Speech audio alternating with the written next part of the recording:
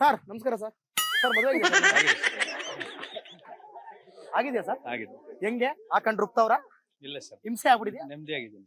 ನೆಮ್ಮದಿ ಇದೀರಾ ಅಥವಾ ಅವತ್ತೇ ತಾಳಿ ಕಟ್ಟದಿರೇನೆ ನಿಮ್ದು ಕೊನೆ ನಗು ಆಗೋಗ್ಬಿಡ್ತಾ? ಇಲ್ಲ, ಅವತ್ ಕಟ್ಟದ ಮೇಲಿಂದನೂ ಚೆನ್ನಾಗಿದೆ. ಅವತ್ ಕಟ್ಟಿದ್ಮೇಲೆ ಇನ್ನೂ ಚೆನ್ನಾಗಿದ್ದೀರಾ? ಇನ್ನೂ ಚೆನ್ನಾಗಿದ್ದೀರಾ? ಹೌದು ಅಬ್ಬಾ, ಏನ್ ಕೆಲಸ ಮಾಡ್ತಾರೆ ಸರ್? ಸರ್. ಅವ್ರು ಹೌಸ್ ವೈಫ್. House wife. ಎಲ್ಲೂ ಕೆಲ್ಸಕ್ಕೆ ಕಳಿಸ್ತಾ ಇಲ್ವಾ?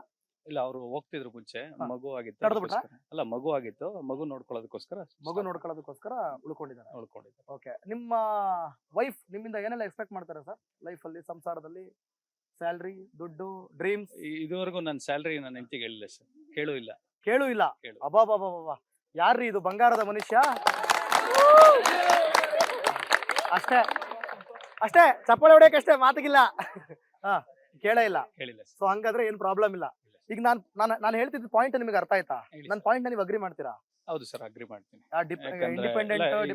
ಹೌದು, ಯಾಕಂದ್ರೆ ಮೇಡಮ್ ಹೇಳ್ದಂಗೆ ಹಾ. ಬುಡ ಗಟ್ಟಿ ಆದ್ರೇನೆ ಒಂದು ಮರ ಗಟ್ಟಿ ಆಗೋದು. ಹಾ. ಸೊ ಮನೇಲಿ ಬೇಸಿಕ್ ಎಜುಕೇಶನ್ ಅಂತ ಕೊಟ್ಟು ಅದು ಹೇಳ್ಬೇಕು. ಗಂಡ ಆಗ್ಲಿ ಹೆಂಡತಿ ಆಗ್ಲಿ ಇಬ್ರು ದುಡಿದ್ರು ಕೂಡ ಒಂದು ಮಿನಿಮಮ್ ಒಂದು 2 C ಅನ್ನೋದು ಹೇಳ್ತೀನಿ. ಒಂದು ಕಮಿಟ್ಮೆಂಟ್, ಇನ್ನೊಂದು ಕಾಮನ್ ಸೆನ್ಸ್. ಆಹಾ, 2C, C². Commitment and common sense ಎರಡಿದ್ರೆ ಸಂಸಾರದಲ್ಲಿ ಏನು ತಾಪತ್ರೆ ಬರಲ್ಲ. ಅದ್ರ ಜೊತೆಗೆ ಒಂದು ಒಂದು ಸೇರ್ಸ್ಕೊಬಿಡಿ. ಲವ್ ಸರ್, ಅಲ್ಲ ಲಾಯಲ್ಟಿ.